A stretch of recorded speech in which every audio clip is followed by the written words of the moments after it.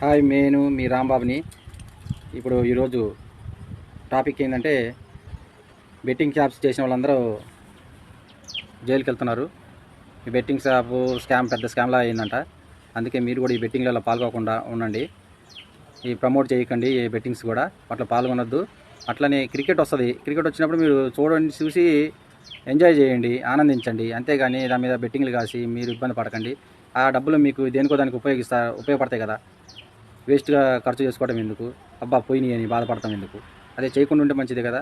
అదే యూట్యూబ్ ద్వారా కూడా ప్యాకాట కూడా చిన్న గేమ్ లాగా వస్తుంది. అది కూడా కొంతమంది టైంపాస్లాగా ఆడతా చిన్నగా ఆడి తర్వాత బెట్టింగ్లోకి వెళ్ళిపోతున్నారు. బెట్టింగ్లో పాల్గొనకపోవడమే మంచిది. మీరు బెట్టింగ్లు అసలు చేయొద్దు, ప్రమోషన్స్ కూడా చేయొద్దు. ఇది చేయకపోవడమే మంచిది, చాలా మంచిది అందరికీ. ఇది చూసి మీరు లైక్ చేయండి, షేర్ చేయండి, కామెంట్ చేయండి, సబ్స్క్రైబ్ చేసుకోండి. మీ అరుణాచల శివ 759.